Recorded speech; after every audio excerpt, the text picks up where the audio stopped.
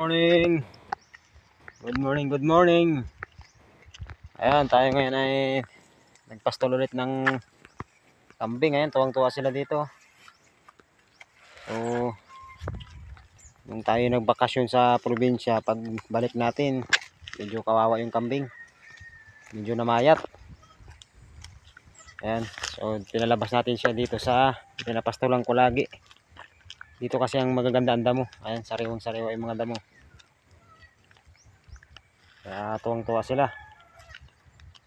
Kasama yung mga maliliit na mga bagong anak. Babantayan lang kasi maraming aso dito. Ayun, tuwang-tuwa sila oh. Mga namayat oh. Ang ganda ng katawan nito dati. Oh, medyo kumipis din yung isa oh. Okay lang, makakabawi yan kasi ayan mga damo dito magaganda. Sana nilabas nung ano. Kaya pa-recovery natin yung ating mga alaga. Mahirap talaga pag ano. Nagbakasyon tayo tapos walang maiwan ng tao. Yung ganyan ang mangyayari. Namayat.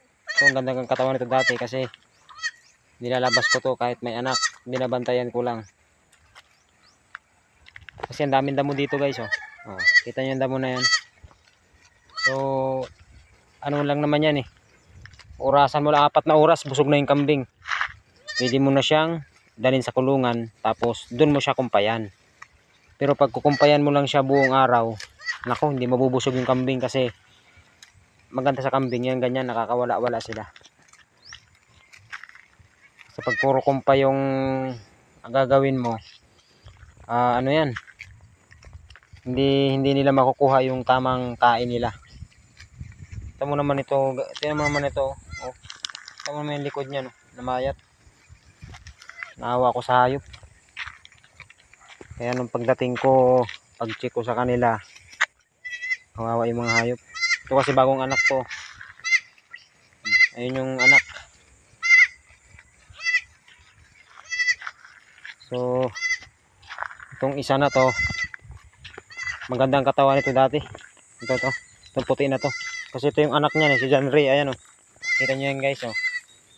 Oh, 3 months yan. Pero maganda na. So ito yung kasabayan niya, si Jana. At ito namayat to, bilog na bilog to dati. Ayan.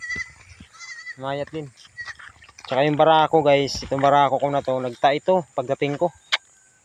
Kala ko nga hindi makaka-recover. Buti na lang nadala pa sa turok, sa pagturok ko ng gamot. Naagapan ko pa. Hindi na to makalakad eh. Nasa kulungan na lang to nung ano. Hindi siya makatayo kasi nagtatain na siya. Yung tain niya tubig talaga na ano. Kala mo tubig na dumadaloy.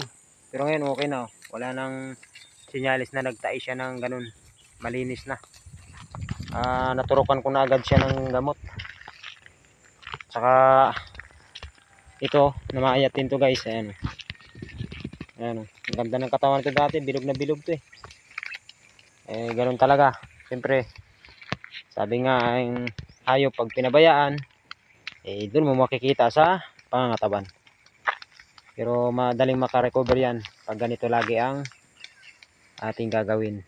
Papastol natin tapos every 4 hours iuwi sa kulungan. Doon natin lagyan ng kumpay. Kaya para kung saan pa may kakainin pa rin sila kahit nasa kulungan sila.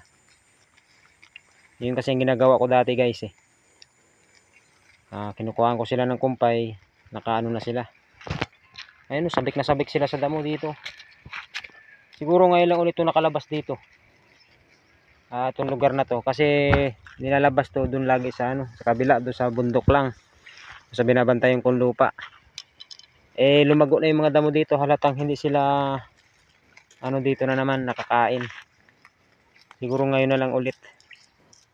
Ayan. Ito mga bagong anak. Ganda oh. So yun guys, yun ang update sa aking munting kambingan.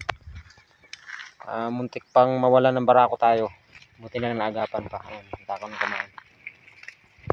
So guys, maraming salamat sa inyong panonood. Hanggang dito lang aking video. And God bless sa ating lahat.